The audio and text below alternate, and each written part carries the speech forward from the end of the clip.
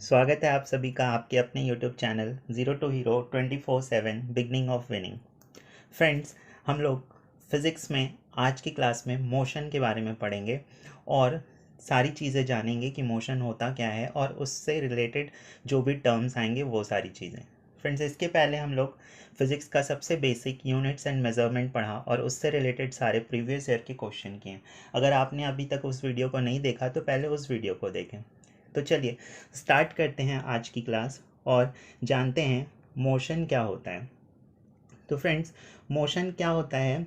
कोई भी ऑब्जेक्ट अगर मोशन में है तो हम उसको मोशन कब कहेंगे? जब उसकी पोजीशन टाइम के रिस्पेक्ट में, विथ रिस्पेक्ट टू टाइम, अगर पोजीशन क्या हो, चेंज हो, तो हम बोलेंगे कोई भी ऑब्जेक्ट क्या है, मोशन में है। तो फ्रेंड्स, यहाँ पर एक वर्ड आया, चेंज इन पोजीशन। ठीक है, पोजीशन अगर चेंज हो रहा है तो यहाँ पर क्वेश्चन ये है कि पोजीशन अब हम कैसे पता करेंगे कि किसी भी ऑब्जेक्ट का पोजीशन क्या है, तभी तो हम बता पाएंगे कि मोशन है। तो इसको समझने के लिए एक अच्छा सा एग्जाम्पल जानते हैं। फ्रेंड्स, कोई भी ऑब्जेक्ट मोशन में है या रेस्ट में है, ये हमेशा कौन बताता है? किसी भी व्यक्ति, मतलब जो भी ऑब्जेक्ट है उसका पोजीशन, मतलब उसका लोकेशन बताता है कि हम जिस ऑब्जेक्ट को देख रहे हैं वो मोशन में है या रेस्ट में है। जैसे कि अगर हम एक बस की बात करें और बस पे पैसेंजर बैठे हैं और बस के बाहर क्या है, ये ट्री है और इसके पास एक ऑब्जेक्ट, मतलब कोई इंसान खड़ा है। अब जो पैसेंजर है बस पे, अभी बस क्या है, रेस्ट पे है। तो बस पे जो पैसेंजर है, पैसेंजर ट्री को देखेगा तो क्या रहेगा, रेस्ट में है। इस इंसान को देखेगा तो भी वो क्या है, रेस्ट पे है। और पैसेंजर अपने आप को देखेंगे एक दूसरे को तो वो सारे क्या हैं, रेस्ट पे हैं। ठीक है, अब नेक्स्ट में क्या है कि बस क्या हो गई, चलना स्टार्ट की। बस क्या कर दी, चलना स्टार्ट की, मोशन में आ गई।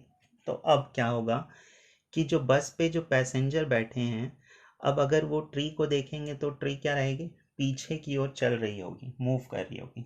वहीं अगर ये जो यहाँ पर एक इंसान खड़ा है, वो अगर बस को देखेगा तो क्या रहेगा, बस आगे की तरफ मूव कर रही है। और बस पे जो पैसेंजर बैठे हैं वो एक दूसरे को देखेंगे तो क्या, वो अभी भी एक दूसरे के रिस्पेक्ट में क्या रहेंगे, रेस्ट पे रहेंगे। तो फ्रेंड्स, यहाँ पर अलग अलग लोकेशन के लिए अलग अलग हम क्या देख रहे हैं कि या तो ऑब्जेक्ट रेस्ट पे है या फिर मोशन में है। तो इसीलिए इसको समझने के लिए हमें सबसे पहले क्या जानना पड़ेगा कि पोजीशन क्या होता है। तो पोजीशन के लिए हमें क्या बताना पड़ेगा, एक फिक्स्ड पॉइंट बताना पड़ेगा। जब तक हम एक फिक्स्ड पॉइंट नहीं बता देते तब तक हम किसी भी चीज़ का पोजीशन हम नहीं बता सकते हैं। और अगर पोजीशन नहीं बता सकते तो हम नहीं कह सकते कि वो क्या हो रहा है, पोजीशन चेंज हो रहा है टाइम के रिस्पेक्ट में कि नहीं हो रहा है।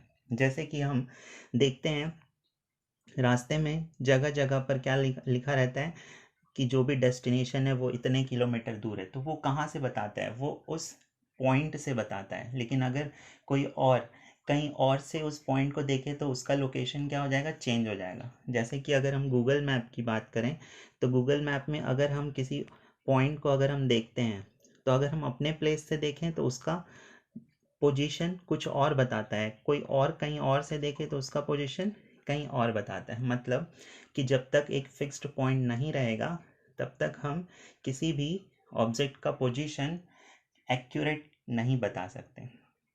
ठीक है फ्रेंड्स, तो ये हो गया पूरा मोशन।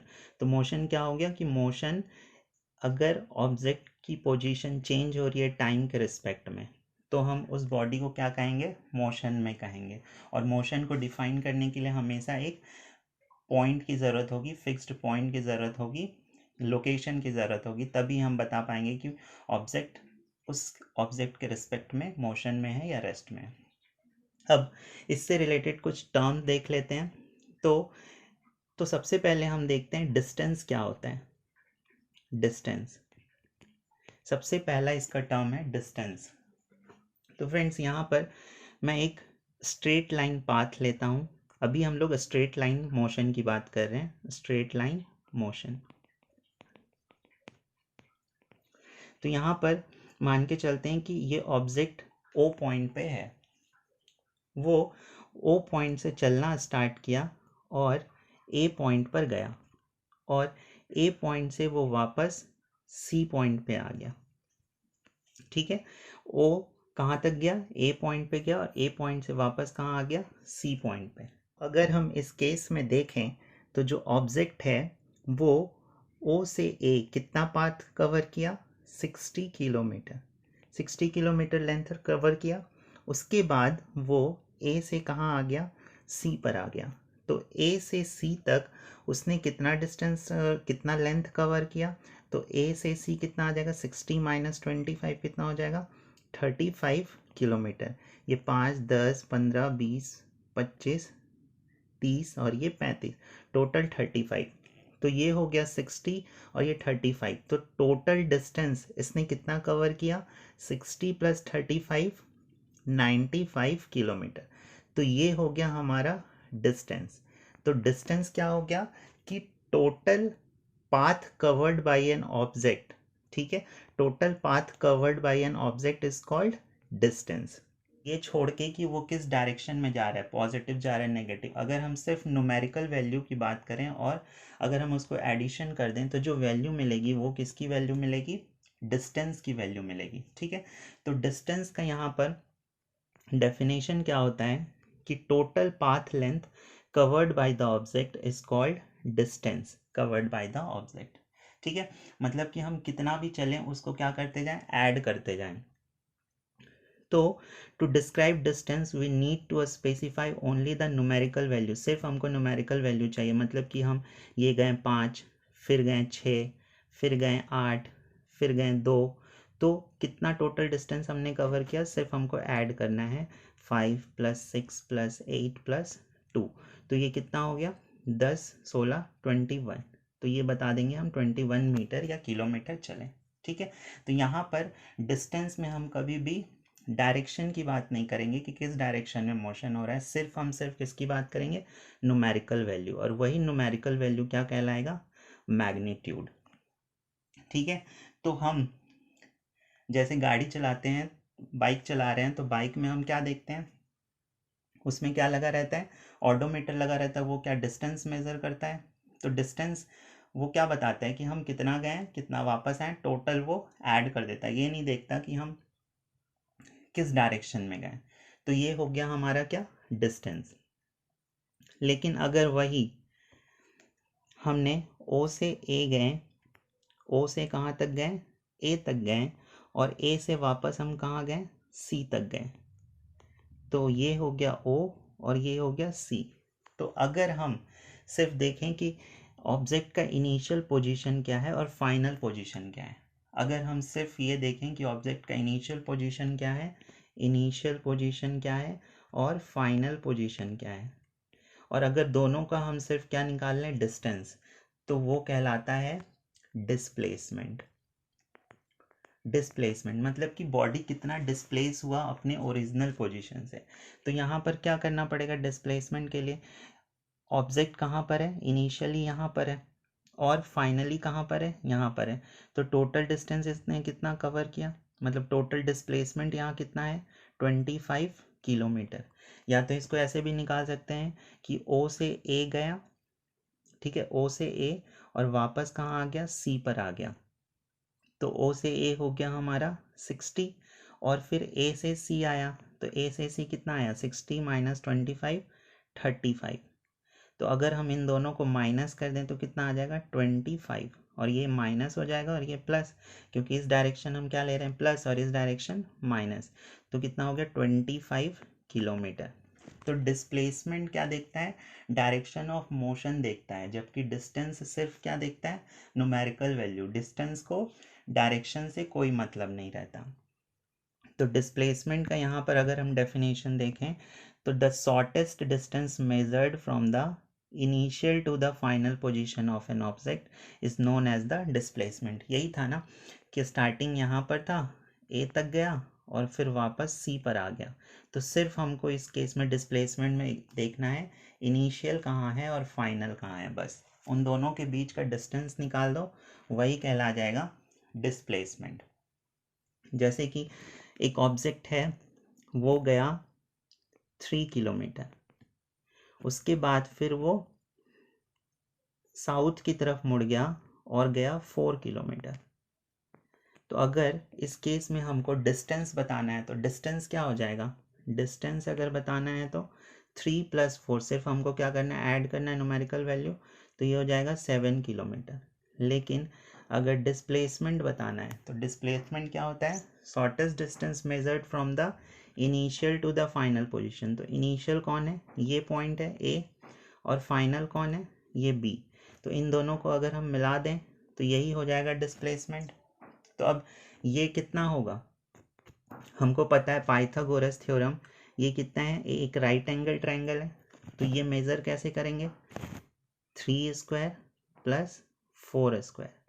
तो ये कितना हो जाएगा, √25, और इसकी वैल्यू कितनी आ जाएगी, 5 किलोमीटर। ठीक है, तो ये डिस्टेंस कितना हो गया, 5 किलोमीटर।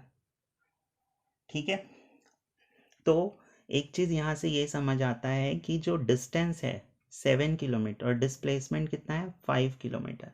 तो जो डिस्टेंस होता है वो हमेशा, जो डिस्टेंस होता है वो हमेशा डिस्प्लेसमेंट से बड़ा होता है, डिस्प्लेसमेंट से बड़ा होता है। जो डिस्टेंस है वो हमेशा डिस्प्लेसमेंट से क्या होगा, बड़ा होगा, क्योंकि डिस्प्लेसमेंट का डेफिनेशन ही है क्या, शॉर्टेस्ट डिस्टेंस। तो डिस्प्लेसमेंट हमेशा क्या होगा, छोटा होगा। एक और चीज़, अगर ऑब्जेक्ट यहाँ पर है ओ पॉइंट पे और ये गया ए पॉइंट पे, और यहाँ 5 किलोमीटर, तो अगर ओ से ए गया तो डिस्टेंस कितना होगा, 5 किलोमीटर। और अगर हम डिस्प्लेसमेंट पूछें तो डिस्प्लेसमेंट भी कितना हो जाएगा, 5 किलोमीटर, क्योंकि इनिशियल ये है, फाइनल ये है। तो यहाँ पर तो शॉर्टेस्ट पॉइंट भी तो यही होगा डिस्टेंस।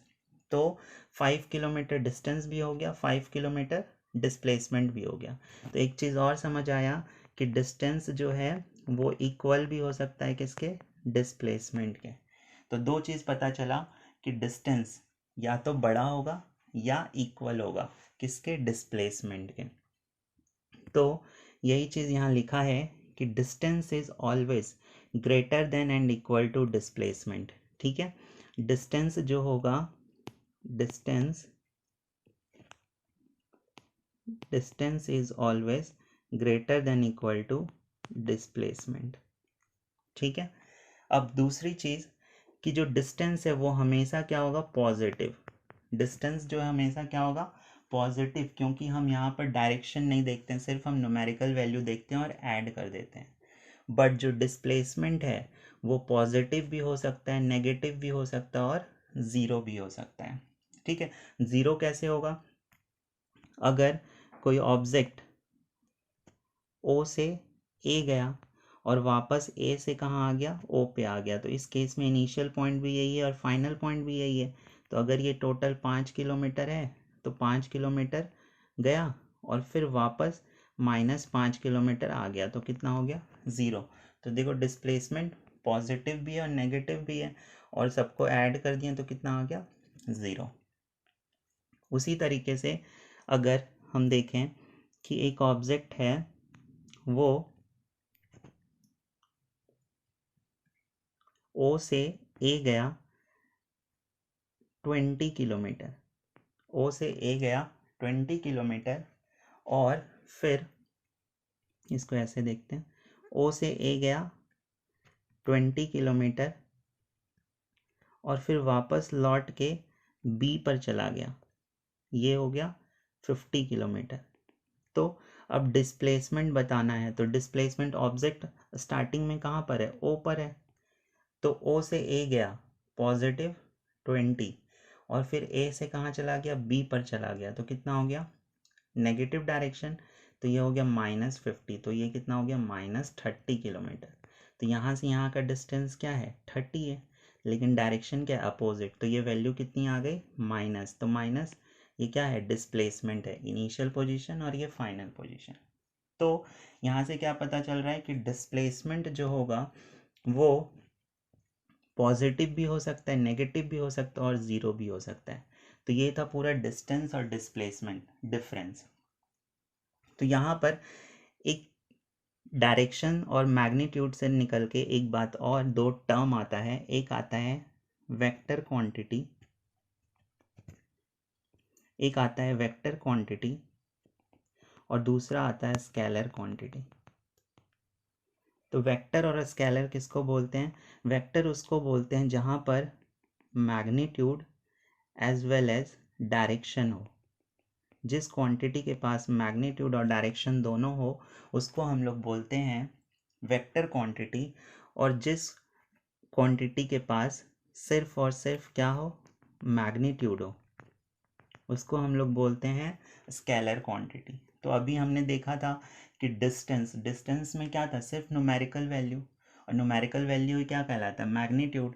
तो डिस्टेंस क्या हो गया हमारा, स्केलर क्वांटिटी, और वेक्टर क्या हो जाएगा, डिस्प्लेसमेंट, क्योंकि डिस्प्लेसमेंट में क्या था, वैल्यू भी ले रहे थे न्यूमेरिकल और हम डायरेक्शन भी देख रहे थे कि वो किस डायरेक्शन में जा रहा है, पॉजिटिव या नेगेटिव। तो ये हो गया डिस्प्लेसमेंट वेक्टर क्वांटिटी और डिस्टेंस स्केलर क्वांटिटी। और ये क्वेश्चन आता है कि डिस्प्लेसमेंट क्या है, वेक्टर है, स्केलर है, या दोनों है या नहीं है। तो ये चीज़ याद रखिएगा कि डिस्प्लेसमेंट जो है वो वेक्टर है, क्यों, क्योंकि उसमें मैग्नीट्यूड और डायरेक्शन दोनों होता है, और डिस्टेंस जो है वो क्या है, स्केलर क्वांटिटी है। तो ये हो गया पूरा डिस्टेंस और डिस्प्लेसमेंट। तो आज के इस वीडियो में इतना ही। आगे के वीडियो में हम लोग पढ़ेंगे, नेक्स्ट वीडियो में हम लोग वेलोसिटी, एक्सेलरेशन, स्पीड, ये सारी चीज़ें पढ़ेंगे, और फिर इक्वेशन ऑफ मोशन, और ये फिर चैप्टर ख़त्म हो जाएगा, और उसके बाद फिर हम लोग क्वेश्चन करेंगे। तो आप इस वीडियो को अच्छे से देखिए, जो भी ना समझ आए कमेंट करके पूछ सकते हैं, और वीडियो कैसा लगा हमें ज़रूर बताएं, और अच्छा लगा तो लाइक करें, ज़्यादा से ज़्यादा शेयर करें, और अभी तक सब्सक्राइब नहीं किया है तो प्लीज़ चैनल को सब्सक्राइब करना ना भूलें। Thank you.